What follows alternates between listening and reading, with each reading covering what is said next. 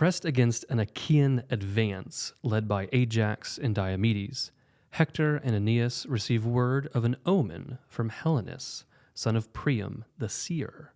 The Trojan army is to hold the line, while Hector is to return to Troy and direct his mother, the queen of Troy, to arrange a sacrifice to Athena, a sacrifice to entice the goddess of wisdom to pity Troy and hold back Diomedes. Hector obeys and returns to the palace of Priam, a magnificent structure that houses the 50 sons and 12 daughters of King Priam. Hector tells Hecuba, his mother and queen of Troy, to perform the sacrifice.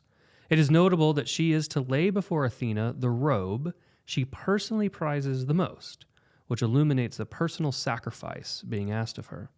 Hecuba obeys, but Athena refuses to listen to the Trojan prayers.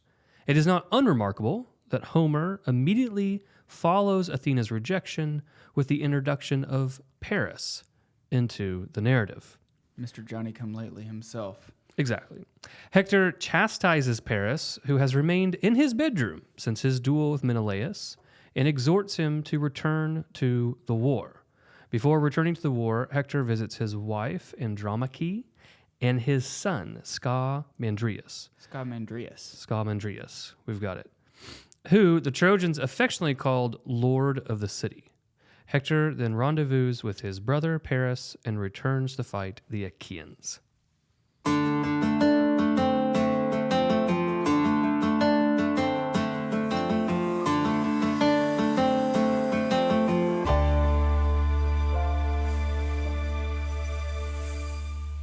Welcome back to Ascend Podcast, the Great Books Podcast with Deacon Harrison Garlick. I am Adam Minihan, and we're going through Book 6 today.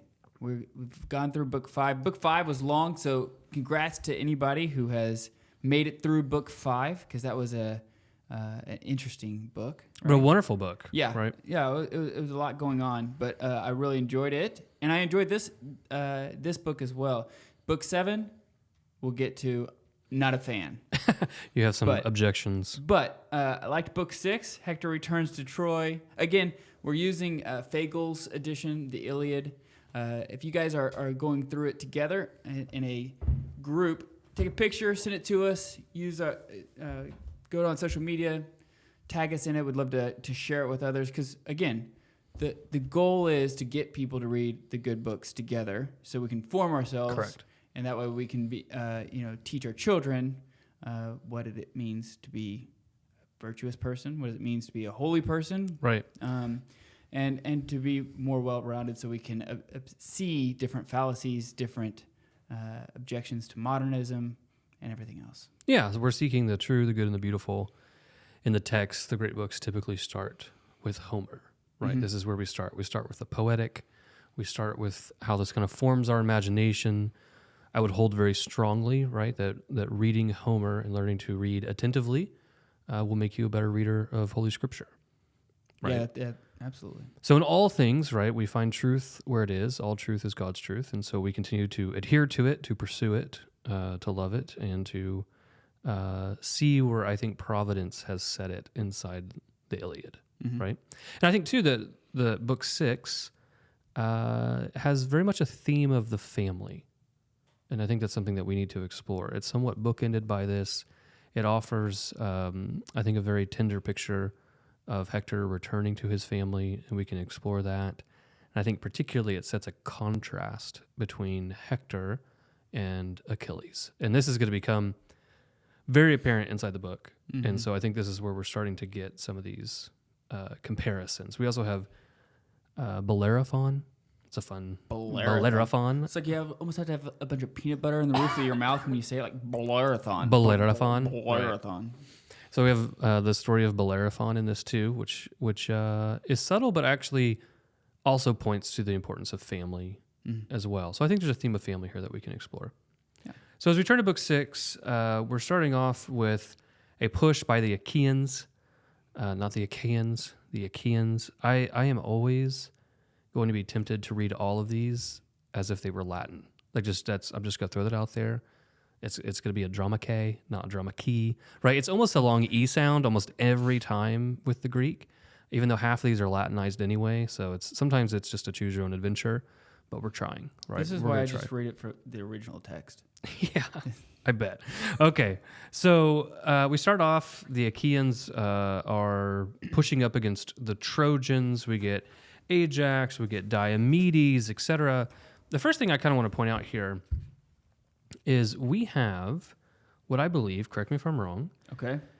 is the first taking of a captive that we're going to ransom, and we're going to see how these mechanics work. We do have obviously the opening in book 1. We had the whole episode over the slave girls that have been taken and the fighting between Agamemnon and Achilles. Mm-hmm. Obviously that's central, but here we have where there's actually a Trojan soldier that is taken captive. He's not speared, in the eye or the chest or everywhere else that we get the story. Yet. He's actually taken captive. And so it's interesting to see how this works. So let's look at a little bit of the mechanics of this. Okay. So he's taken captive. This is a little past 40. And, he goes and he hugs his knees. So this is a sign, right? This is that begging. We've seen this before. We actually saw this with Thetis hugging the knees of Zeus, right, as she asked, right, for these things. And so he's pleading for his life. He says, hey, basically, my father is very rich. Like, he'll pay you a ransom. So this is the mechanics, right? So you'll ransom these people. You'll take them captive. You'll tell their father, their house, right, I have him, and then you get more treasure out of the thing. So you just don't get to loot his body. You also get this treasure. Mm-hmm. As one small aside, it's interesting when he lays out the treasure. So this is after 50, line 50. He says, treasures are piled up in my rich father's house, bronze, gold, and plenty of well-wrought iron. So we are, usually iron doesn't catch our attention. Mm-hmm. It should catch our attention in the Iliad. We are right at the end. Like we are moving from the Bronze Age to the Iron Age. Iron is a precious metal, right? So if they're going to talk about treasures later in the Iliad, we're going to see iron given out as a gift, right? As like a reward for performing well. So it's just something to note, because typically we wouldn't care about iron, right? We'd pass right over it. But again, this is the Bronze Age. Iron actually is a valued metal, and we're kind of shifting out of the Bronze Age here. So just a little side note. I also think it doesn't ever end well as a captive if you go and tell them exactly where all of the treasure is. That could be true. Here's a guy he's captive, and he's like, no, don't kill me. My father has a bunch of gold and precious metal in his backyard, 30 paces from his back porch. Right. That he can give you. It's Here's your map with an X on it. Right, yeah. It's like, does that ever end well? I don't think so. Well, it ends up unfortunately becoming a moot point because Exactly. Menelaus, right? So we had this, right? Menelaus actually says his heart was moved, and he's about to hand him. So he would hand him back, and he'd go buy the ships and etc. Agamemnon just rushes up and says, so soft, dear brother. Why such concern for the enemies? And then he gives this like very scorched earth statement, right? Basically, everyone's going to die, and he says, this is just before 70. No baby boy still in his mother's belly, not even he escapes. All Ilium, or the Troy, right? The Iliad is the story of Ilium, of Troy. All Ilium blotted out, no tears for their lives, no markers for their graves. And Menelaus, it's interesting, Menelaus shoves him, and then Agamemnon actually, right, stabs and kills the prisoner in his side, right, in his flank. Yeah, so he stabs him in the side and the back. Yeah, and back on his side, the fighter went up, face up. Yeah. Like, I don't know. When I first read that, my gut reaction was like, if I was like the part of the army and my king did that, I'd be like, where's the honor? Like, are you kidding me? Like, you're supposed to be setting the example, and you have a prisoner. Like, there's no way that this is kosher in the war trade or war. I don't know, etiquettes or whatever you want to call it. War etiquettes. Well, if you don't like this, you're really not going to like it when Achilles decides to get into the warfare. Yeah, but I mean, did that not strike you? Yeah, it did. No, I think there's a contrast here, right, between Menelaus, who shows mercy, and then Agamemnon, who shows none. Right. I also think, though, I'm sorry. Go ahead. I also think this statement about no baby boy still in his mother's belly, not even he will escape. I think we need to keep this in mind as we recall Hector going back to his family. I think this statement. I would make a motion that this statement is in here to foreshadow, Wow. like what's going to happen to like Hector's family. So Hector, when he goes back to Troy, as we'll see, starts to talk about like his fate, his wife's fate, and then he has his son, and how he treats him is slightly different. But here at the beginning of the text, we're getting a statement that like no one is safe. Not even his wife was actually still pregnant with his son. No one is safe, right? And I don't think this is by accident. I think Homer is setting up something. Again, we have this kind of familial theme here, and here we see absolutely no mercy, right? Yeah, which is kind of the roles were reversed normally, right? So Menelaus a lot of times has shown a lack of prudential judgment in letting his emotions and irascible appetites like take control of him, and then Agamemnon's the one that, whether the motives are good or not, is one that normally pulls Menelaus back and says like, no, let's not do this. Let's this wouldn't be good for the war. And now you have the exact opposite. Menelaus is moved like to pity or to some kind of compassion, right? And then Agamemnon just in a rage just kills the dude. Yeah, he's running interference again, right, on his brother's own judgment. You're correct. Like Menelaus several times, right, tries to get into duels and things like this, and Agamemnon runs interference on him, probably mainly because he thinks if Menelaus dies, it will demotivate the men. Right. But you do get this. That's why I said, like, whether it's actually a good reason or not, whether his motives are pure or not, he still's doing it, and then the roles are reversed. Yeah, you do get it. You're correct. You get a mechanic of Agamemnon kind of running interference on his brother. Yeah. Right. Then good old my boy Nestor comes into play. Right. So Nestor comes in and actually, like, finally tells everyone, hey, guys, why don't we not try and loot all the corpses and do this and worry about plunder? Like, why don't we actually fight? So, yeah, I think he's good. He's a good judgment. All right.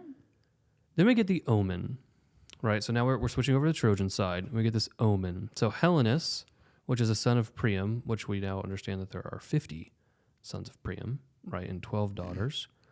We get this omen, and basically he's reading the flight of birds.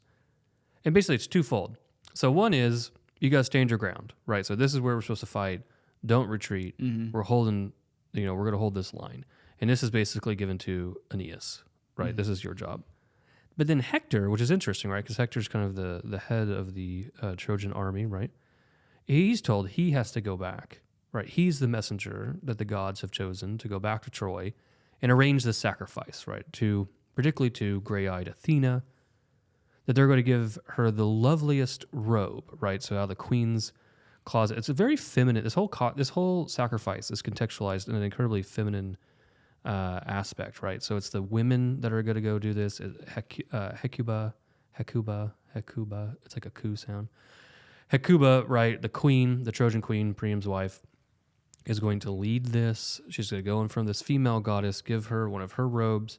As we mentioned in the narrative, in the summary at the beginning, like, it's not just like, go get a robe that is worth a lot, right? It is go get the robe that you personally value the most, right? It's interesting. There's a personal sacrifice going on here. And they're asking for something specific, mainly that she'll actually hold back Diomedes from the holy city. Yeah, did you think that last 3 stanzas or whatever on page 198 was interesting? Right here at the very bottom, like how they're talking about how Diomedes is the strongest, and never once did they fear Achilles. Yeah, never once did they fear Achilles, captain of the armies born of the goddess too. Yeah, I mean, Diomedes, this brings up a good question that I think it's probably fair to ask at some point, right? Maybe not now, which is how well would the Trojans do? And maybe even the Argives, right? The Achaeans, how well would they do without Achilles, but then also without any divine interference, right? Like, who's actually benefiting from the gods? Like, it would already be over if they didn't have interference from the gods. Oh, because of the truce? Right. Yeah, that could be true. Maybe it would just simply be over. So yeah, you're correct to flag this, right? Diomedes is currently, at least in this paragraph, right, said that Troy fears him more than Achilles, right, which is notable. Yeah. Very notable, actually. So, okay, so Hector's returning back to Troy. He obeys the omen. This is something to note, that he actually obeys the omen. He might have a different reaction later in the text. So, but here he obeys. He goes back. He leaves the men. And as he's going back, now we get this very long, this is like very quintessential two guys go out in a no man's land, and we have a very long description of who was your grandfather, who's your dad, where'd you come from, like, how are you feeling today? How are you feeling today? Right, kind of deal. So we get What'd you have for Glaucus lunch? on the Trojan side. No, excuse me. We get Glaucus, on the Trojan side, and then Diomedes, right, on the Greek side. And they actually go out into no man's land. And Diomedes, it's interesting here for whatever reason. I'm open to insights. He's given the epithet that's usually given to Menelaus, right? He's the lord of the war cry. Diomedes opens up. And it's interesting. He says, who are you, my fine friend? He kind of, there's this braggadocious thing. And then he kind of gives these caveats like, but wait, if you're an immortal god, I'm not fighting you. And you have to tell me, right? Like, wait. So there's like this huge, like, braggadocious, like, You can come to the party, but wait, are you a cop? You have to tell me. right. You have to tell me. And this is actually kind of interesting because if you remember from book 5, he's actually still cognizant of Athena's warning to not fight the gods except for Aphrodite. Excuse me. So even after... You guys can play a drinking game. For every time that Deacon coughs, you have to take a drink. Yeah, welcome to a podcast with a Deacon with allergies. So get ready for the next 3 months. So anyway, so he's still actually obeying her command, right? And it's interesting because he's even doing this after she kind of told him, don't worry about it, and gets in the chariot with him and strikes down Ares. So I just thought it was notable because I think that... It's still in the back of his mind. Yeah, and as we discussed in book 6, I think he has a great piety and obedience towards her. Remember, she comes in and kind of chastises him, actually calls him out as not being worthy of his father, and he responds very much in piety, in a certain softness, in saying, hey, I'm actually doing what you told me, and then she talks about him being the joy of her heart. So just a noting here that he's still keeping this in mind and doing caveats on his kind of braggadocious ways. The one thing to note, so after 150, we get a mention of Dionysus, the god Dionysus, right? And his kind of wild women, the Maenads or Maenads. I just want to make a little note here. So who is he? Like, why? Who is this? Like, he's just kind of been referenced. Dionysus is, he's the youngest of the gods, if you will. He's the last one to really join the Olympian pantheon. He is, I think, on his face, the god of wine, of kind of, sometimes he's presented as a very jolly, just kind of jovial god, right? Obviously, the gift of wine is something that makes men feel good. It makes men forget their problems, things like this. And, his Maenads or Maenads are these almost like crazed women, these women in ecstasy. He has a lot of things about him that are very unique. For instance, he's a full-fledged god, but his mother was immortal. But he came out as a full-fledged god, mainly because his mom dies, skipping a lot of details, his mom dies in childbirth, and Zeus takes him and actually sews him up in his own hip, his thigh, to hide him from Hera, and he develops in Zeus and then comes out. That's pretty weird. It is interesting. He also has typically no altars or temples. The Maenads, like, he is worshipped in nature. They go out and they do these things, and so they go to the mountains. They have nature, huh? Yeah, they have these things. What's interesting here, and I'm being very broad because I think his cult is actually fascinating, and it's something hopefully we get into on the podcast at some point.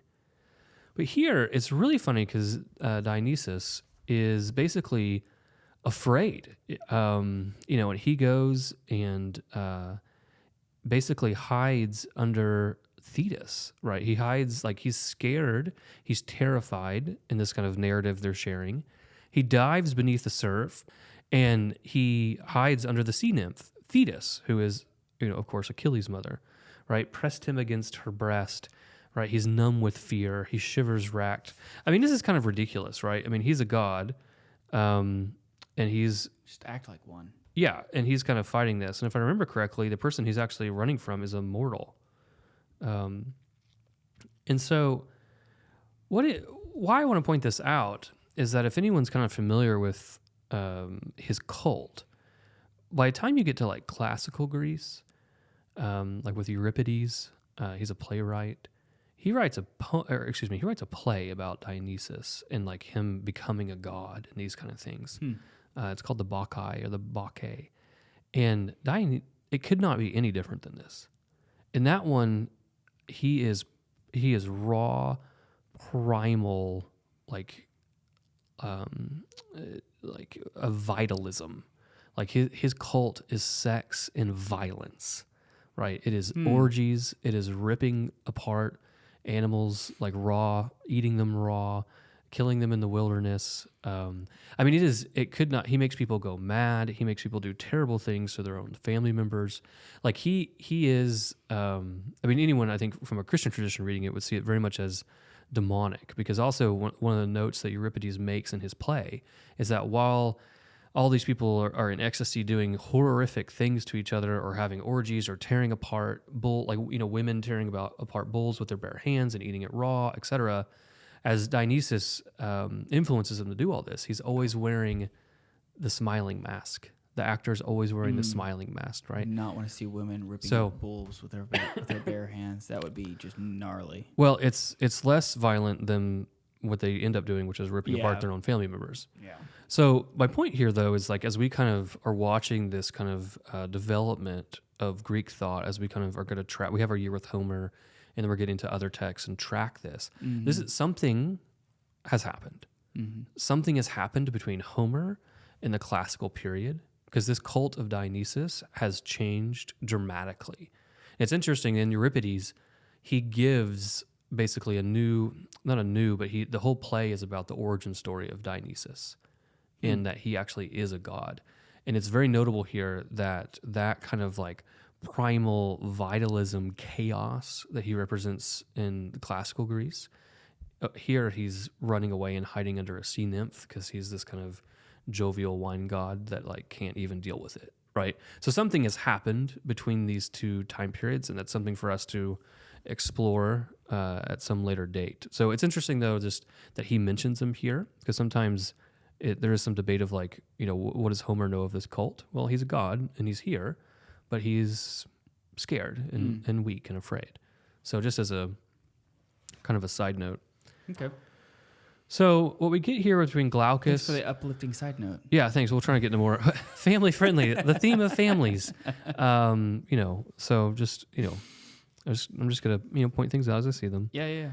So Glaucus then, okay, so we're getting this kind of back and forth. Glaucus then, it's interesting. He responds to this invitation with a somewhat nihilistic phrase on 171. He says, like the generations of leaves are the lives of mortal men, right? Which is beautiful in a certain sense, right? Now the wind scatters the old leaves across the earth. Now the living timber bursts with new buds, and spring comes round again.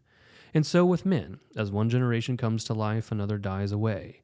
But about my birth, if you'd like to learn it well. So anyway, he says, here's this statement, we're living, we're dying, we're but leaves, but by the way, I'll tell you my story here in no man's land. So he goes on this long thing that actually draws from a lot of the a lot of the Greek mythology that predates Homer. So we're going to get introduced to several characters. So first we get Sisyphus, and he's on 180. This is a wily king. Actually, this translation calls him the wiliest.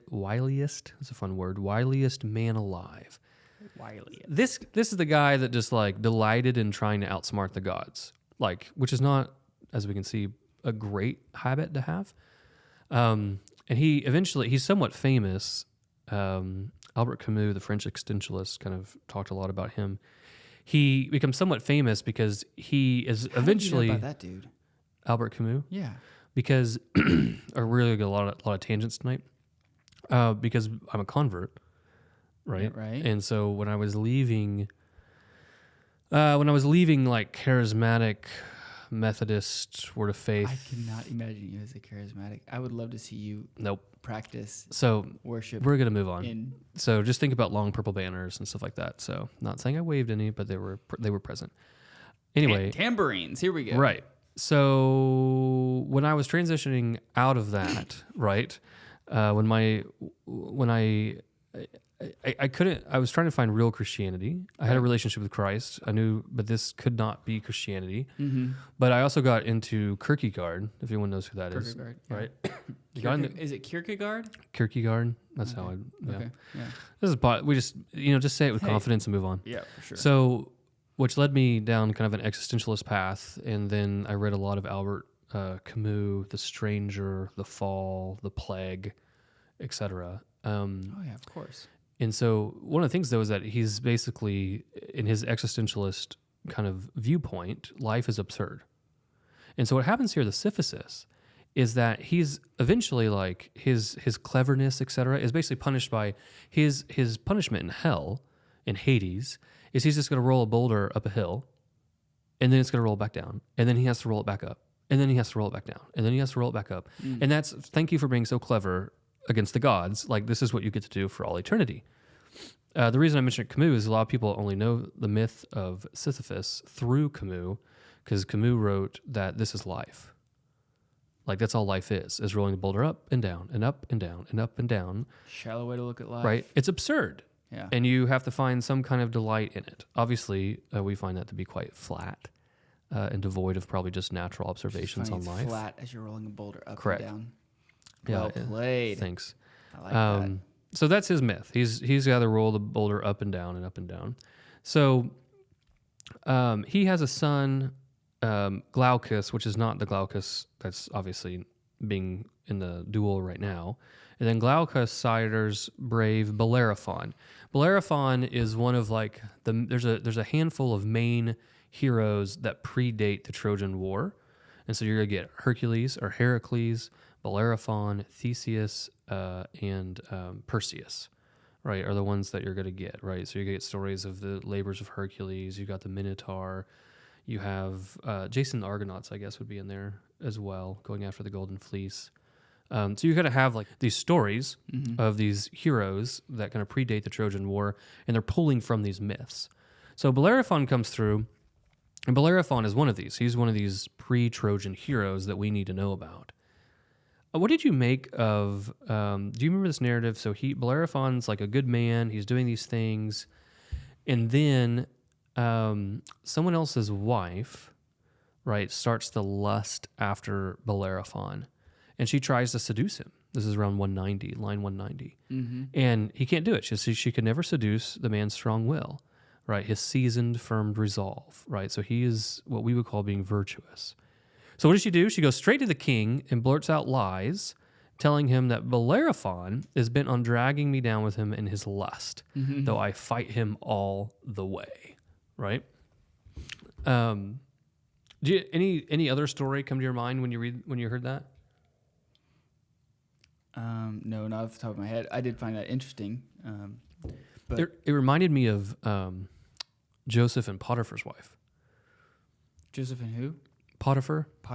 Yeah, like the so remember Joseph's story in Scripture, right? So he's sold by his brothers into slavery in Egypt, right? And then he goes and he serves in Potiphar's house as I forgot that dude's name. Yeah, remember he serves as I don't remember if Potiphar is his name or his title.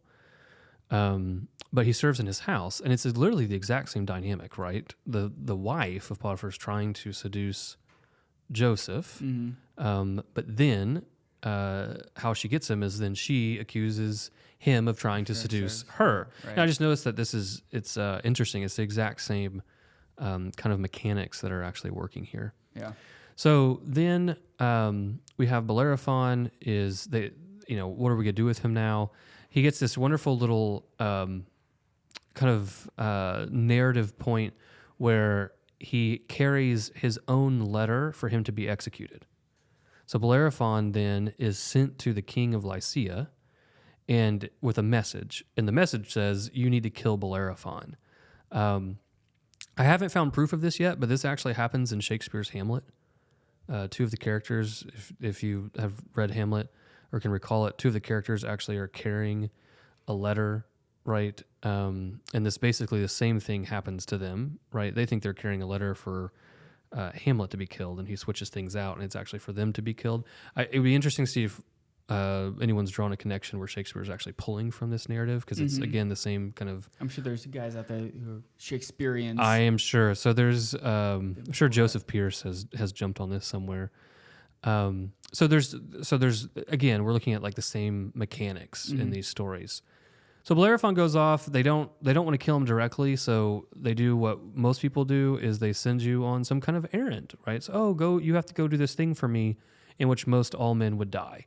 So this is why Bellerophon is kind of has his own legend, because his first thing he was supposed to do is to kill the Chimera, which is this like half goat, half lion, half serpent creature. And all lion in front, all snake behind, all goat in between. Yeah, very interesting, and it breathes fire, right? So Homer's very brief here. He says, he laid her low, right? One thing that Homer doesn't mention here is that Bellerophon, the way he can kill the Chimera, is that Bellerophon was a master horseman, and Bellerophon is the person who originally had tamed Pegasus. Oh, no kidding. Yeah, and this is the narrative in which Pegasus comes into Greek mythology, and so it's actually on the back of Pegasus that he fights the Chimera and is able to do this. So then there's other trials and things that he goes through, but Bellerophon triumphs, right? And so then Bellerophon ends up having 3 children himself. One of those, the daughter of Bellerophon, Zeus sleeps with. And this is actually, their son is Sarpedon, right? Who's actually in the Trojan War, if you remember that, right? Mm-hmm. And then the other person, the other son of Bellerophon, is the one that actually gives, who sires Glaucus. So now he's actually now we've come to the full circle where they're actually in no man's land, right? So this is now Glaucus to Diomedes. And there's a line here I really enjoyed a little bit before 250, where we have, this is Glaucus's father speaking to him, and he's going off to Troy, and he says, "Always be the best, my boy, the bravest, and hold your head up high above the others. Never disgrace the generations of your fathers." I don't know. I liked that. I liked that a lot. So, long story short, Diomedes then realizes that his family members have hosted Bellerophon, in that, if you remember this concept of guest friendship, right? So the Greeks have this like very... Let's feast and then we'll figure out who you are. Yeah, and actually you saw it in the Bellerophon narrative, right? He shows up to the king of Lycia. For 9 days they feast, right? Yeah, and it's like, oh, by the way, why are you here afterwards, right? So now this is... Which I think is just a bizarre thought. It's just wonderful. I mean, there's like a very thick sense of hospitality, and that your guests could be gods, right? Which is somewhat... Or your mortal enemy. You don't know. That's true. Or the person you're supposed to kill. But they also, somewhat analogous, to the Hebrew tradition that we see with, assuming traditional authorship of St. Paul in Hebrews of, people have entertained angels unknowingly by being hospitable. Mm-hmm. Yeah, I marked in there that his father's wish would always be the best, my boy, the bravest. Like, because we see throughout several chapters here, and we'll see in Hector in just a few minutes, like a prayer to his son. So it parallels pretty well right there. Yeah, this is another. So this shows us this like guest friendship, and these bonds of guest friendship can actually be multi-generational. I mean, imagine having this, that you find out that like you meet someone and you realize that your grandfathers, right, had been friends or even just hosted one another and had this guest friendship bond made. And that is enough to say, you know what? We are not going to duel. I'll go kill some of your comrades. You kill my comrades, but we're not fighting each other. And in fact, we're going to give gifts, right? We're going to have another exchange of gifts. And again, we're seeing this familial theme, these deep bonds that can actually be forged, that actually, can actually endure. These sinews can endure between the two armies. Mm-hmm. Now, I'm up for theories here because I'm not entirely sure why, but then they give the gifts, and Zeus swoops in and steals Glaucus's wits away, and he trades his gold armor for bronze with Diomedes, right? A worth of 100 oxen for just 9. Bad trade. Yeah. It's not great. I'm not sure. I haven't found a substantial reason why Zeus jumps in and does that, but he does. So now we get Hector returning to Troy. So let's kind of look at this. So this is around a little after 280. Hector returns. There's a few things that are really notable here. He says to pray to the gods as soon as he comes in, right? They're asking him, how's the war going? Things like this. We already talked about Priam's palace, right? 50 sons, 12 daughters. He tells his mom about the sacrifice. Notice, however, what I want to point out here is a theme of piety. And so let's kind of talk about what piety is. Just a few kind of observations in the text, right? He's the one that is chosen to go back and tell Troy that we need to make this sacrifice to the gods. I think we need to mark that. Mm-hmm. 2, he's told to, right at the beginning he enters the city, how are things going? He says, pray to the gods. 3, his mom, the queen, says, listen, let's pour out a cup to Zeus, right? So they have this tradition, right, of pouring before they have wine themselves, right? They'll pour out a cup or pour out some to Zeus, right? It's a sacrifice, right? I do not get to consume this wine, right? Notice that Hector actually says no. He's covered with kind of the blood and grime of war, and he refuses to offer a sacrifice to Zeus. This is a little before 320, with unwashed hands. So what really should be like a pious act, right? Hey, would you pour this wine out? He refuses to do so because he's not in a fitting state to actually make this sacrifice, right? Yeah. So 2 things that I noted right here is, like you said, one, the decorum that he understands that he's not fit to make a sacrifice for the gods right now, which I think is a. I'm a big virtue of decorum fan. I think that we lack decorum. In fact, it's just kind of ironic that I'm wearing a suit for this. But I thought that was very fitting. But then also his self-awareness, his understanding of his appetites, that if he did have wine, that he would lose his nerve for war, that he would enjoy it too much and lose it. I'm assuming that's why, right? He says that explicitly, right? Don't offer me mellow wine, mother, not now. You'd sap my limbs. I lose my nerve for war. Now that it's interesting. It's twofold, right? So you're picking up on something that's very key here. One is the effect it would have on him, but then he says, and I'd be ashamed to pour a glistening cup to Zeus with unwashed hands, which is more is what I picked up on when I was reading. So it's interesting. He has the natural effect on himself that he thinks would be, against decorum, right? Because he's still decked out for war, right? One thing we don't realize until later on is that he doesn't even take off his helmet until later, right? So he's still completely decked out for war, covered in blood and grime. And so it's an effect on himself and an effect on how he finds his relationship to God, right? Or to Zeus. A natural and a supernatural. Yeah. No, I think that's a good coupling to point out. So as we mentioned, he tells his mother about this sacrifice, right, that she needs to make. Very feminine in all of its aspects, which I think is interesting, right? It's to a female goddess. You have to offer these robes. The women need to come with you to do this. Also, the priestess, obviously by the name I just gave her, right, is a woman. Theano.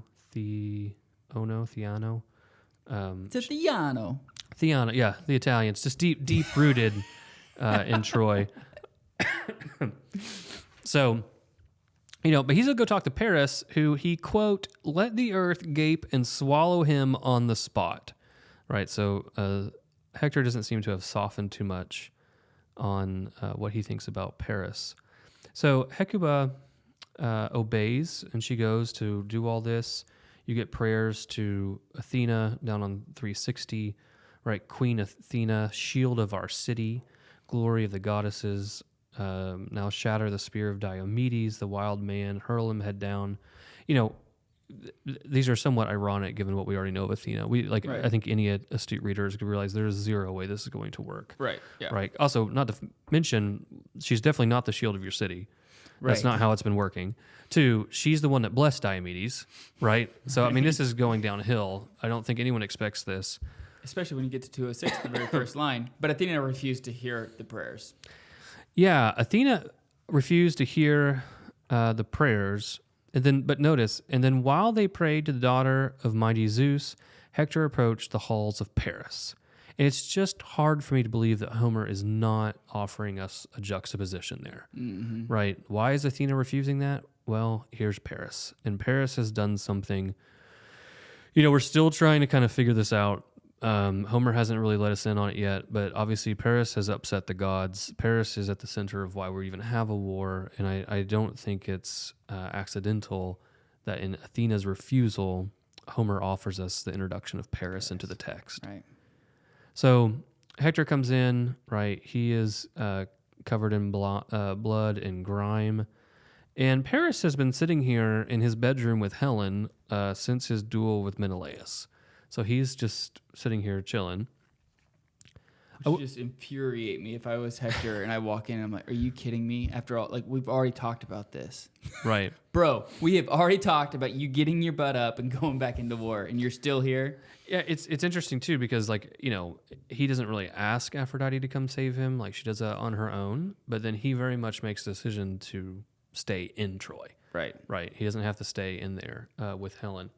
Yeah, and then you have to have Paris, Helen has to be the one that gives him courage to go and fight. Like, after all this, I don't know, I thought this was just another insight into Paris's weakness and vices, is that you have to have, how many times does Helen have to come up to you and be like, you need to go fight? Right. Get out there. I mean, how many is this? At least at least the second time that I can recall, maybe the third time. Yeah, I mean, we do. Yeah, you're correct. We get more insight into Helen. Because one of the things we're tracking, right, is the culpability of Helen. Like, where do we think Helen landed on this? Right. Is she complete? I mean, is Aphrodite just taking over the situation? Is she there? Our kind of working, as we kind of work through this, I think our working understanding of this is that she seems to have been culpable for leaving Sparta with Paris. Mm-hmm. But now that she's in Troy, she's contrite, and Aphrodite is kind of keeping her in this, or at least threatening her. How much could she push against Aphrodite? What if she actually tried to escape? Like, how much is that an excuse? Because she had the opportunity, but then she goes back to him anyway. When is that? I don't remember what book, but maybe at the very beginning. Book 2 or something, where she even recognizes Aphrodite's coming in and seducing, and she's like, oh, yeah, but then she does it anyway. Yeah, I mean, that's the question, is how much, because she could say no to Aphrodite, right? To me, that gives it the free will. There is free will there, right? Because she recognizes, oh, this is happening to me, correct, and then she goes and does it anyway. Yeah, I mean, we could discuss, maybe what is she willing to endure to say no to Aphrodite, and what would that mean? Right. But then again, there's mortals that do that because they feel convicted to not do something, right? So here we see, and then she gets heavy. She gets a little heavy here. Yeah. So this passage is really interesting. So 4:10, here's where so if you're looking at the contrite side, right, she actually says here, bitch that I am, vicious, scheming, horror to freeze the heart. Right. So again, this is coming back to, she knows she's done something wrong, and maybe too, you can read just more broadly that she realized she is still doing something wrong. Right. Yeah. Do you find this to be despair or just having a pity party on herself? My read of this is that I think she understands clearly that she did something wrong in Sparta. Mm-hmm. I think you could broaden that she understands she is still doing something wrong here with Paris. Mm-hmm. But I don't think she has the wherewithal to resist Aphrodite, right? Because look at this language. She basically, this is a very, when I read this, I marked off in my notes over here, this reminds me of Job. This is a cursing the day I was born, right? This is right out of Job, right? She says, let some black whirlwind would have rushed me out to the mountains, or the surf just would have taken me, and breakers on crash and drags, and the waves swept me off before all this had happened, right?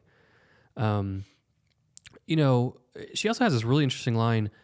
I wish I had been the wife of a better man, someone alive to outrage. Which there's no way Homer's audience is not thinking like, you were married to Menelaus. Right. Which is why this whole thing is war is happening, right? Because Menelaus is coming out here to do this exact thing. But Paris, it's interesting, Paris is not even alive to outrage, right? He's just up here, he's not moved. Right, he's just up here in his bed. She's a blind, mad Paris is what it says. Yeah, and so and you get another line, right? And all for me, whore that I am, right? She has these just self-deprecating statements. Mm-hmm. Blind, mad Paris. Obviously, the larger tradition always looks at lust as being blinding, right? So it's interesting here, in the Homeric, in this kind of very nascent text in the West. I think if you're going to say why is Paris blind, right, I think it very much is because of his lust, right? Mm-hmm. Everything counts for Helen, right? He's not going to give her up. The whole war is worth it. He's narcissistic. He's self-centered. He's completely blind, right, when it comes to these things. Then, let me read you this too. She ends her little statement here with something. She says, "Oh, the two of us. Zeus planted a killing doom within us both. So even for generations still unborn, we will live in song." Yeah, it's kind of like the opposite of the Magnificat. It's like a horrific contrary to the Magnificat, right? So why don't you, can you parse out the Magnificat for us, what that is? All generations will call me blessed. I don't have it all in front of me. Well, no, you have to say it. I was not trying to put you on. I was like, but no, well, let me get it out. Hold on. Yeah. Let's not, hold on. No, I just meant it wrong either. It's Mary, right? That's what I meant. Okay. Right. So it comes from Luke. It's Mary. I'm not trying to. Dang it. I didn't even bring my Bible. All these books, I didn't even bring my Bible. Wow. I thought Deacon liked me. Now he's going to ask me publicly in front of everyone, can you please recite the Magnificat? Why would I do that? Why would I do that? That's not what I want to do. Don't ask me questions like that. That's not going to work. So I'll just have a coughing fit. But, I could, but I just can't breathe. Yeah. Sorry. Allergies. Drink. So, yes, Mary, Gospel of Luke, that all generations will call me blessed. Right. And this because she gets to be the mother of our Lord. Because she says yes. Right? So she has the fiat of saying yes. Yeah, so it works. Both of these things are horrific contraries, right? So Zeus has planted a killing doom within us both, right? Is analogous to or comparable to the fact that the Holy Spirit overshadows Mary, right? And she's actually pregnant, though, with God, with salvation, with grace, life into the world. Right. So even for generations still unborn will live in song, right? That this horrific thing, right, will happen and all generations will remember it. Mary says very much the same thing, but hers is, they will call me blessed. Where very much here, this is a curse, right? The doom of Zeus has been planted in them both. Right. It also kind of goes that, again, as we track fate, as we track the gods, what's the culpability here, right? So Helen says certain things that says she's contrite, but then on other places she says, this is Zeus's fault. Zeus has planted doom. So this kind of goes back to is it human action? Is it divine action? How do they see these actually relating to one another? Yeah, there's a very human aspect of Helen, right? Even the idea of she's very contrite, but yet she continues to do the same thing again. How many times do we continue to fall on the same sin, have the same issues and same sins that we were like, oh man, I'm so sorry I did that, and then the next day or the next minute you do the exact same thing again. Right. So I think it not only gives a very human aspect of Helen, but then also that you bring into the equation how much of that is being played by the gods and how much of that is her own free will. Right. Yeah, I mean, I think she is a very conflicted character. Yeah. And I think it's one to parse out, and it'll be interesting at the end of the Iliad, maybe to take a look and just see how their tradition accepted her. Yeah, so I'll tell you right now, and I was hesitant to even say this because it's probably wrong. Secrets. But this is my first time to read it, right? So I'm reading this right now as Helen this is just her playing everybody. I don't think she's... Oh, really? Yeah, so I'm reading this right now. I'm I don't know how real. I think she's just being. I don't think she's being contrite here. I don't think she's actually being. At least when I was first reading it through, that she's being actually sorry. I think she's having a pity party on herself. Do you think that? Okay, what about her disdain that she shows Paris? Do you think that that's actually authentic? I think she's just I think she's disgusted that this is like I made this mistake and I made a mistake with this person. So do you think she thinks she made a mistake? Yeah, I think she definitely made a mistake, but I think that she's also not wanting to own up to it completely. I think that she wants to have this pity. She wants people to feel sorry for her. I just don't. Here's a woman who left her husband, so I'm not really trustworthy of what Helen has to say. My guard is up when she says things. She's a little conniving.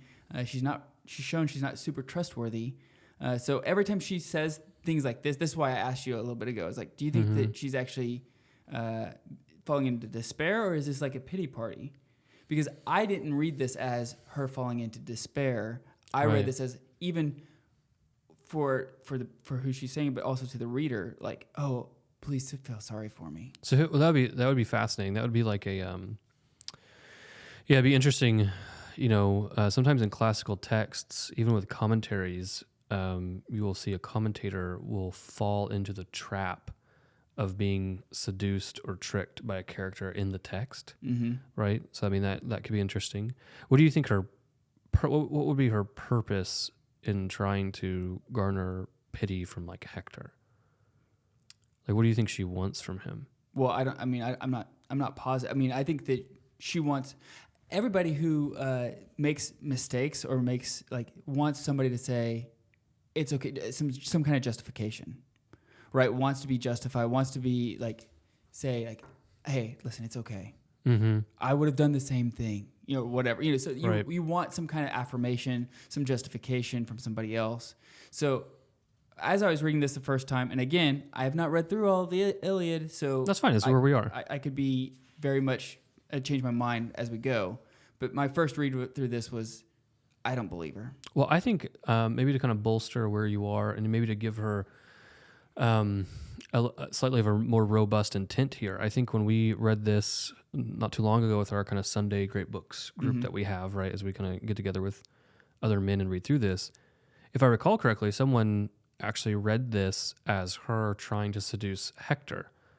So one of the other people in the group, I don't recall who it was, their guard is very up with Helen, right? Like, nope, nothing comes out of her mouth is legitimate. And so when she actually starts talking about here a little bit before 4:30, it's actually Hector responding, but like, don't ask me to sit by you, Helen, right? Love me as you do. You can't persuade me now. Like, wait, is Helen trying to suck Hector into like this trap? Is she trying to cleave herself from Paris to attach to Hector? Like, is this a seduction scene? Yeah. I mean, I think there's some layers here that we could work through. Yeah. And I think it kind of plays out as we see how does Homer handle Helen, right, throughout the Iliad and maybe even into the Odyssey. And then also, how does a tradition, I think when we're done with the Iliad, is we kind of maybe have like a look back, right, as like these characters. It'd be very interesting to see where do these characters land in the overall tradition. Right. How did the West, how did the medievals, right? How did the Renaissance? Where did Dante put them? Yeah, that's a great guide. It's just like, where did Dante put them? Are these people that he puts pagans in heaven and also in purgatory? Did they make it there? Are they examples of piety? Are they actually burning in hell? And what ring of hell are they in? So I think that'll be something, excuse me, worthwhile for us to do. So now we get what I took to be a very charming kind of passage on Hector, right? So Hector now, and this is where I think the family theme really starts to develop and blossom. We have Hector coming to see his family. A very humanizing Hector, right? Very much. So we get white-armed Andromache, right? So she has the epithet that's usually reserved for Hera, right? So here's and just as a reminder, epithet is... So these epithets are these little phrases attached to characters which have multiple purposes, but one of them is obviously like when you have an oral poem, it helps where you can take them in and arrange them, and so you keep your meter and stuff like that. I think Homer, though, does play with them insofar as like why they have certain things, why it recalls, why it connects certain characters together. So when we see these like little phrases that typically are only used for one person, and all of a sudden they're attached to another, I think it's worth Right. noting. I think that's intentional. Right. Yeah, and we talk about all of this the very first episode when we talk about who is Homer and what is Correct. Iliad. So just to go back, if you have not listened to that, you should go back and listen to that. And also looking at Homer as the teacher. Right. So we're always looking at, that he's, sometimes too many people read these things and are like, oh, the ancients, they're dumb. Like, they're not as smart as us because I have an iPhone and Google and like whatever else. And so, but I think sometimes when we see these things, if it's worth sitting here and looking at and saying, no, what is Homer trying to teach me, right, in this text, right? Having that humility to approach him as a student, which is what I'm doing, what you're doing, what we're doing as a group. Right. So, Andromache, this whole thing is fascinating. So he sees his wife, then he sees, his son. His wife, though, then chastises him.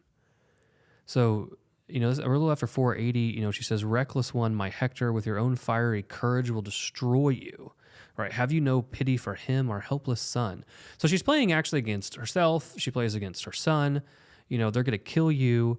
We get this really rich, like tragic backstory to Andromache.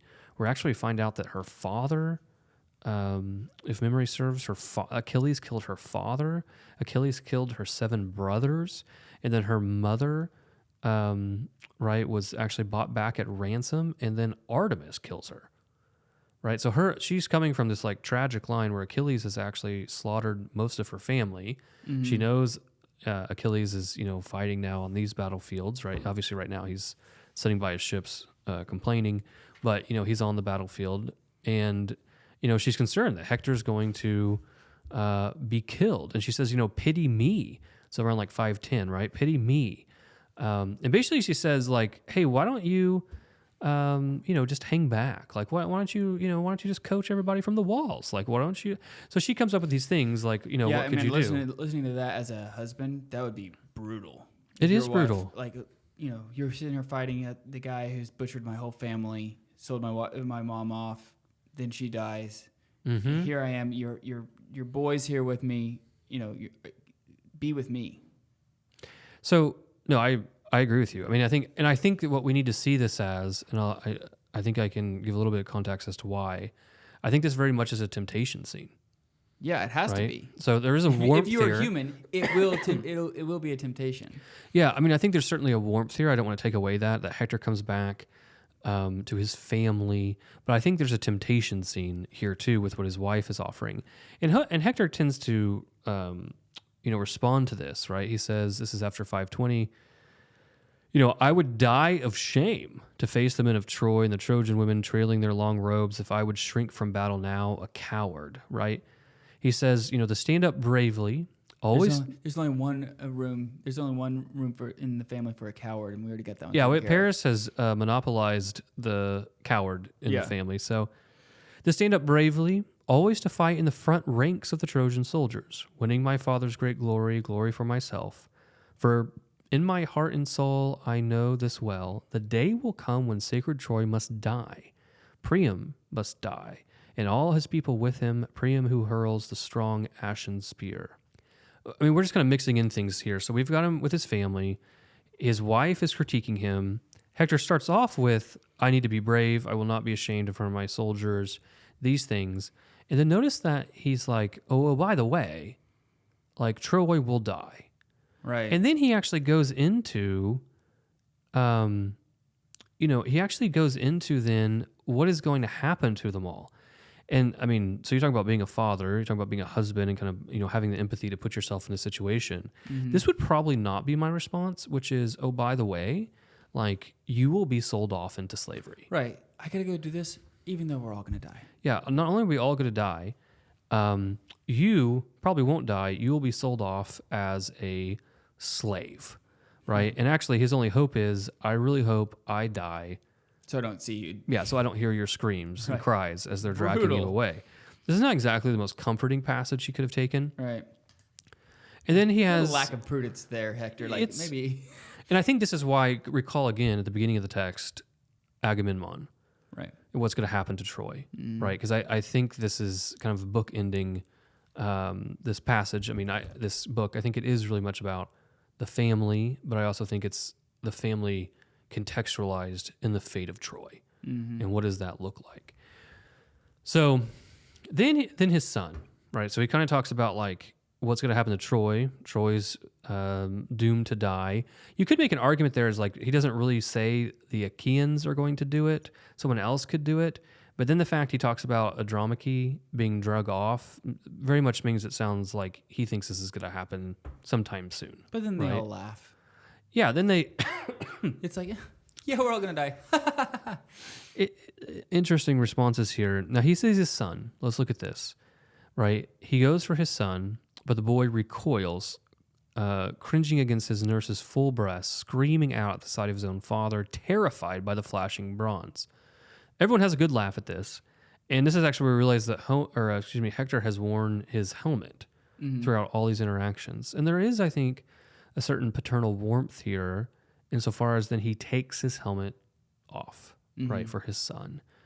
And then this goes into what you mentioned, right, that he then raises his son, he kisses him, he tosses him in his arms, lifting a prayer to Zeus and to the other deathless gods. And yeah, his prayer then, it's interesting to juxtapose his prayer with what he just told his wife.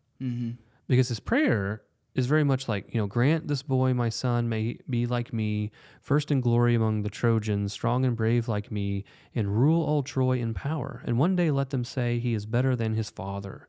When he comes home from battle bearing the bloody gear of a mortal enemy he has killed in war, a joy to his mother's heart. So he wants his son to be better than he is, which, I mean... What dad doesn't? Yeah. I mean, and this is, this is really your bailiwick, right? The understanding the family, understanding the role of the father. We should remind our listeners that you're a published author, right? You have a book on the family, right? 4 authors, not just right. me. So there are some other people that helped, but really, no, I'm not going to take credit for that. No. Right. No. So living beyond Sunday, making your home a holy place. Yeah. Right. So there's kind of a practical guide to actually have like a domestic church, how the father can lead, right? The role of the mother, how do we raise good children, how do we bring virtue and holiness into the home. So here this is, I think, in a pagan sense, right? A very, but obviously we share a nature, right? We share a human nature, and we see and can be very empathetic, with these scenes.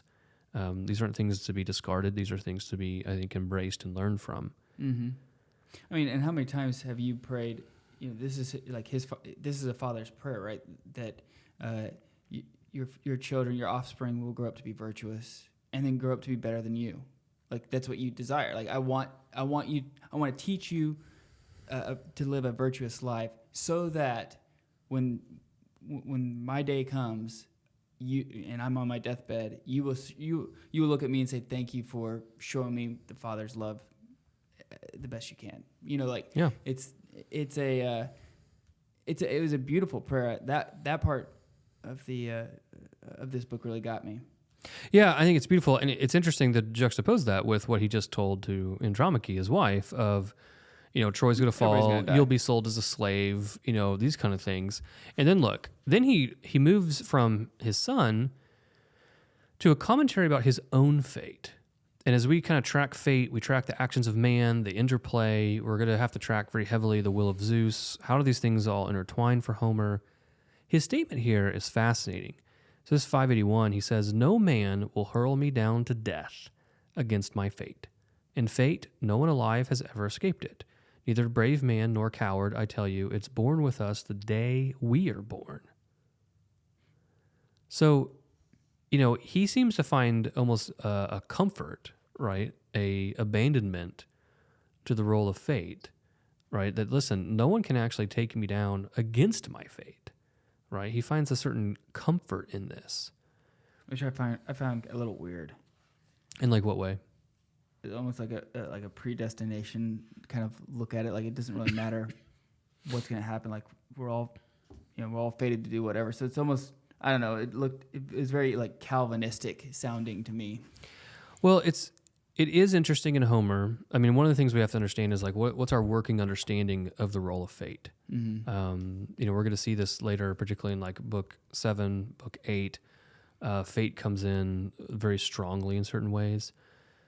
It seems, and I think I'm pulling this from Knox in his commentary, where he has a wonderful line in which he talks about that for Homer, fate, destiny is fixed, but also a bit malleable, right? Right. So there's like this very much like fate has already set my path, but the actions of men can kind of move it, right? And we've already kind of seen this, right? Where Zeus says, okay, time for this side to win, and one of them will pray, and the overall movement probably doesn't stop, but then he spares one or two people or something else, right? So it's just kind of interesting. The Homeric concept here is that fate is fixed by the gods, or really maybe just by Zeus. We have to debate whether there's a distinction between Zeus and fate. Yeah. But the actions of men, there's some wiggle room here, right? It's malleable. It's not entirely fixed.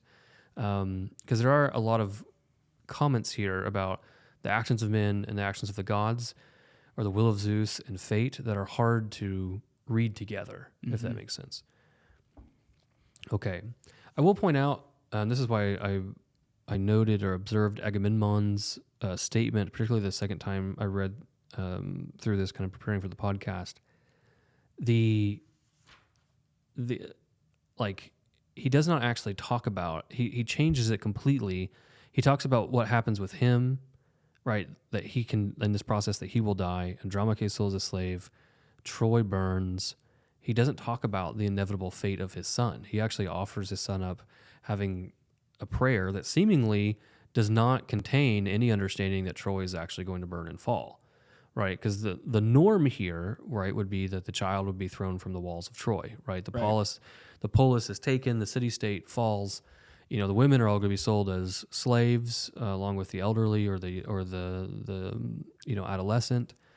But the infants, right, they're just going to be tossed, from the walls. And so it's interesting in this juxtaposition here that for his son, that heavy fate of Troy does not seem to imprint onto his prayer, right? And maybe that's because he simply doesn't want to accept it. Maybe he's just has this, what we would call a Hail Mary, right? To Zeus is saying, listen, please don't make this happen. So, because look at the responses. So then Andromache goes off, and what does she do? How has she interpreted this? This is right before 600. So in this house, they raised the dirges for the dead, for Hector still alive. Yeah, they were a little premature there. Yeah, weren't they? his people were so convinced that never again would he come home from battle, never escape the Argives' rage and bloody hands. So she goes off and starts leading them in a funeral, right? And the dirges for the dead for her husband who's still alive. I mean, that's where she is, right? Then they have to rendezvous with Paris. And then, but look at how he talks with Paris, right? 620 or so. You're a good soldier, but you hang back of your own accord. You refuse to fight. Listen, right? Come now for attack. We'll set everything right. And if Zeus will let us, we'll raise the wine bowl of freedom high in our halls, high to the gods of the cloud and sky who live forever, once we drive the Argives geared for battle out of Troy. Yeah. So when I read that, I was like, he doesn't want Paris. He's just building it up so that way Paris doesn't bail again. That Paris doesn't lose courage, because just a couple pages back, he's just talking about like how everything's going to burn down anyway, but I got to go back out and fight. And now he's like trying to say like, we got a little bit of hope here. There's still time to make things right. Like, let's go back out into battle. And to me, when I first read that, that's just like the big brother playing the role of big brother, so that way little brother doesn't make a fool of himself yet again. I do think there is a good question there of, to what degree does he reveal himself in his heart to different people, right? So does he know that he's doomed to die? Does he know that Troy's doomed to die, but he's playing out this fated role? He reveals that to like someone intimate to him, like his wife, but then like to Paris, who he's trying to get back out to come into the war, as you said, well, actually he's like, we could do this, right? Right. But Zeus will allow us Still to do not too this, late. right? It's like, is the fate that malleable? Probably not. A few thoughts. Let's talk about piety, Okay. right? Yeah. So what is piety? Like it's a word that usually when we think of piety, we think of like a pious person. We think of like devotions. holiness, yeah. They say the rosary every day. They have these things. But what is piety in a more kind of robust, thick sense, more rooted inside the tradition, I think? Not that any of those things are bad, but I would say they're fruits of it, right? But maybe not exactly the heart of it. So piety in the larger Western tradition is born out of gratitude, right? So you are pious towards the person that you are grateful for, and what this means is that for the ancients, you kind of had this threefold piety. You had piety towards the gods, which is very obvious, right? This is how we normally think about it, because you have to be grateful to them. They've given you everything. They can take everything away, particularly like in this pagan sense. And we see this very clearly with Hector, right? Remember, he tells him to pray at the beginning. He won't offer this. He's chosen to go back to the city. Like his relationship to the gods seems to be very deferential, right? He has this piety towards them. He prays to him for his son. Correct. The second kind of rung of pieties, so let's look at them in a hierarchy, right? So the highest is to the gods. The second one is to your polis, and this is what I think sometimes we don't quite see, even though as Americans we tend to actually play this out a lot, which is we're pious towards our country. And one way to look at this is that for the ancients, today all we do is talk about rights, right? I have a right towards this and a right towards that, and we immediately jump to our rights, right? But for the ancients, they had a much more, I think, clearer understanding of the fact that you're born into a common good that you really have done nothing, right, to actually contribute to. So when you're born, so even take like us, right, like a modern example, you're born to your parents who have already cared for you in the womb, who have already tried to take care of you. You're born in a hospital, that you have contributed nothing towards a society that's actually advanced enough to have a hospital, that has a peace and a common good, that can actually have this type of technology. Right. Like there's all these things that basically as soon as you're born, you're just taking, right?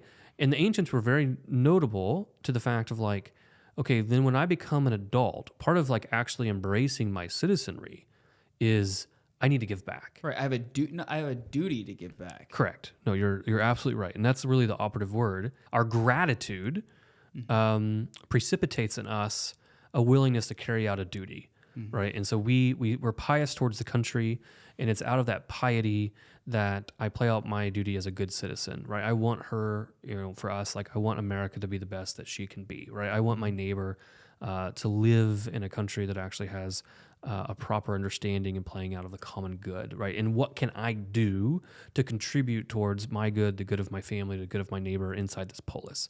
Right. I mean, I think Hector plays this par excellence in a lot of ways. He's not without fault.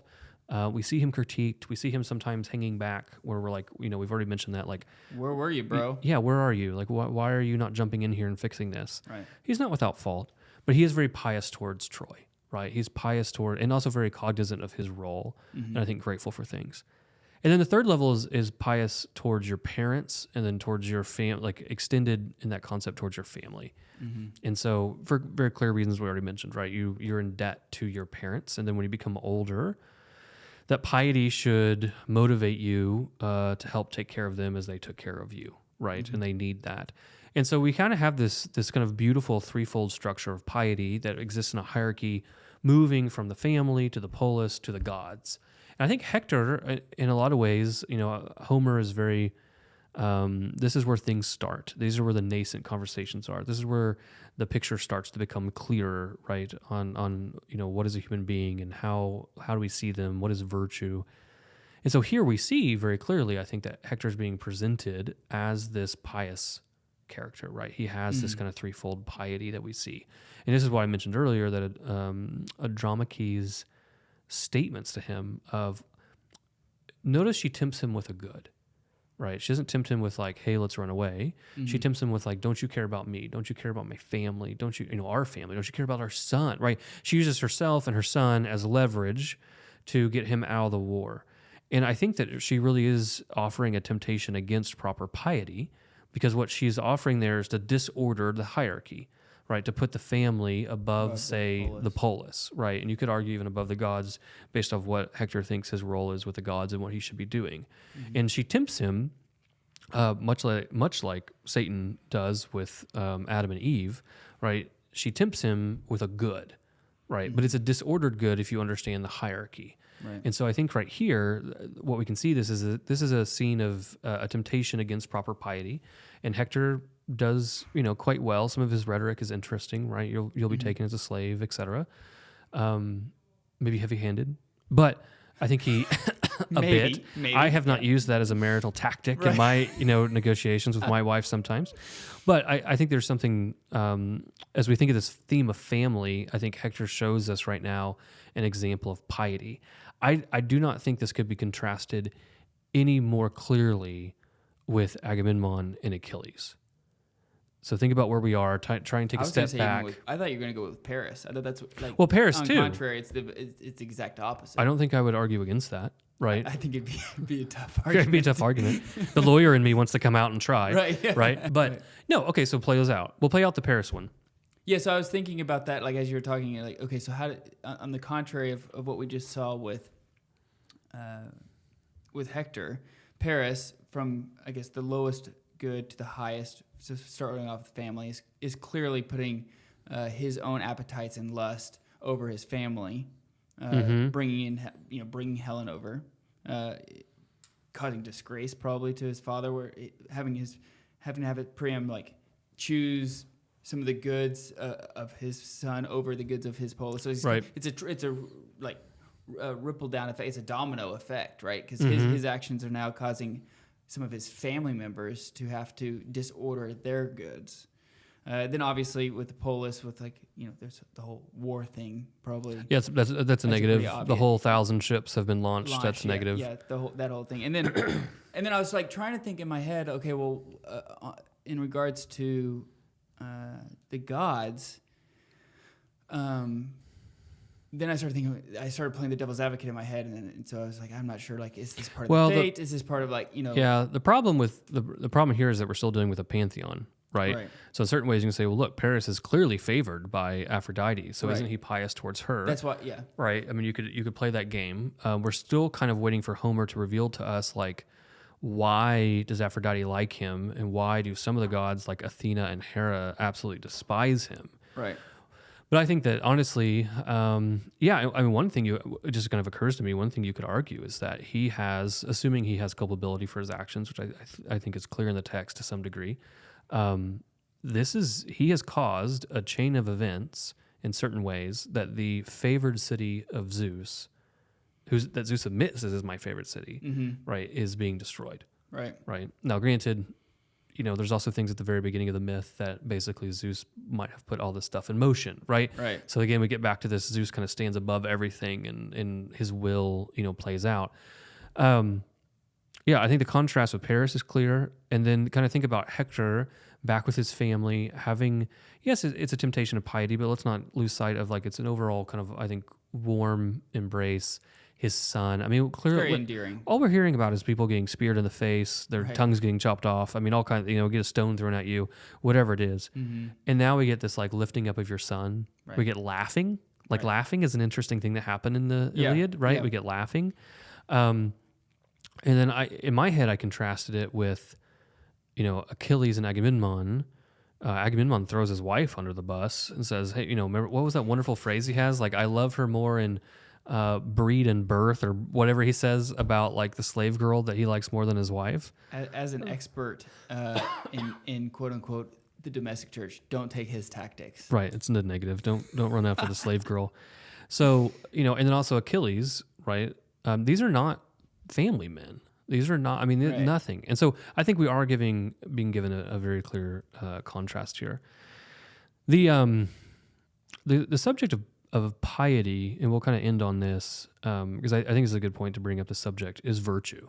We've used the word, right? We have to be kind of somewhat careful, and this is kind of a challenge in reading Homer, is Homer really is it's the soil. What did the West grow out of, right?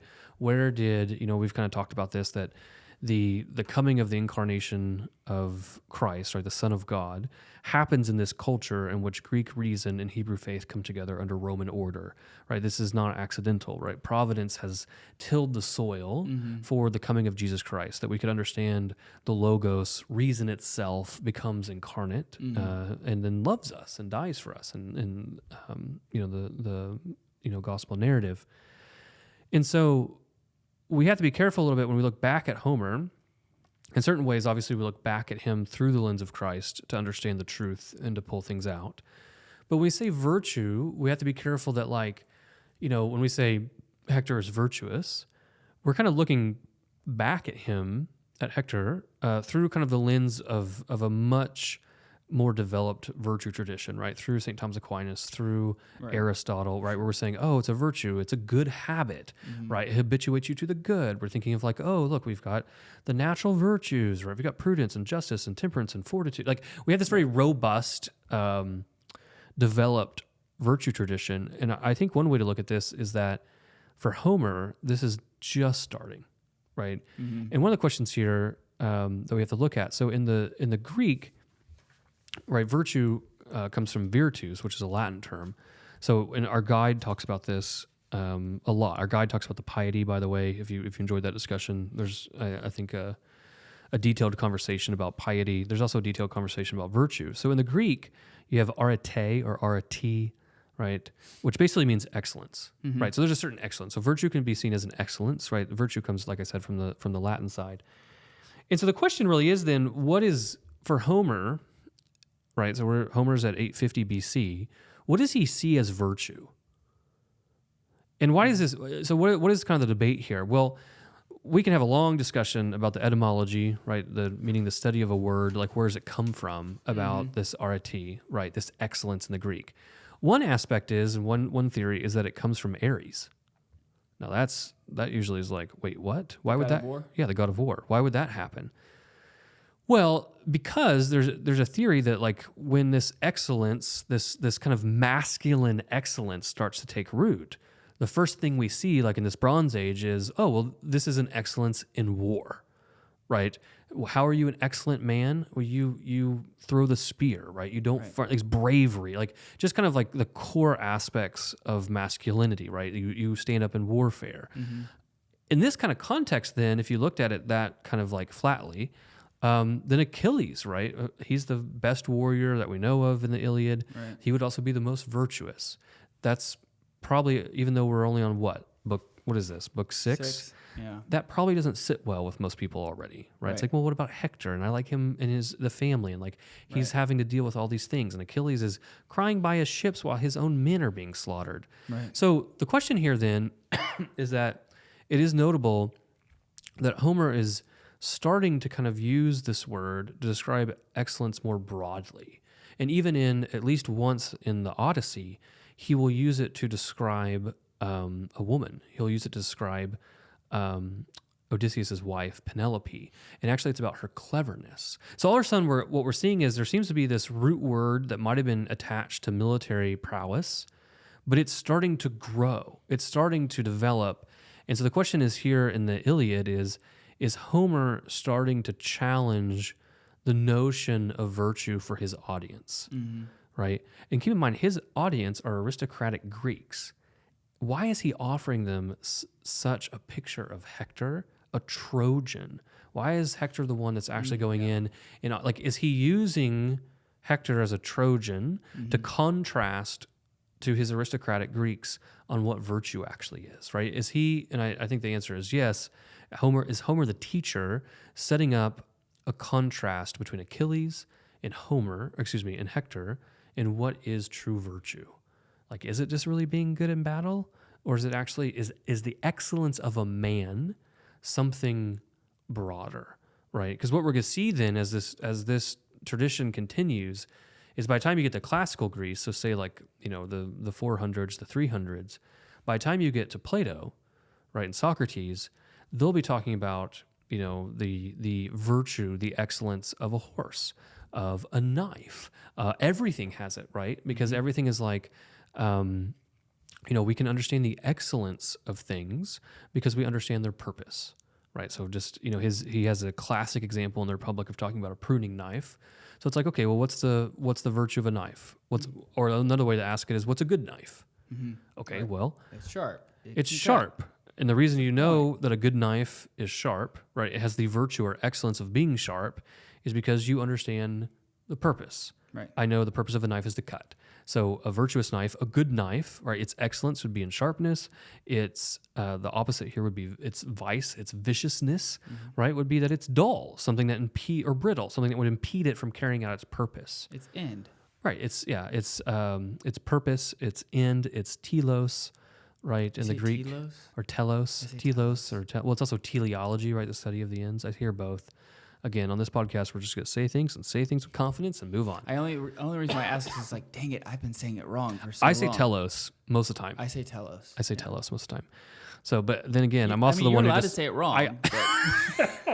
I'm also the one that just pointed out that in most of these pronunciations, and according to Fagles, they're always a long E. Right. So, but the point here, right, is that with the knife, you understand its purpose. Therefore, if you understand its purpose is the cut, then you understand that the good knife would be sharp, the bad knife would be dull. You also then understand what is good or bad for the knife, right? So the whetstone is good for the knife because it makes it sharp. Grinding it on concrete would be bad because it's contrary to its purpose because it makes it dull.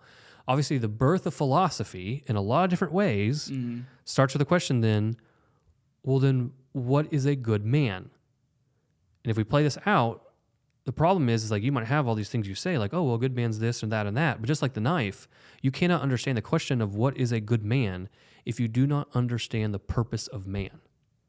And that question gets taken up explicitly by, Plato with Socrates in the Republic.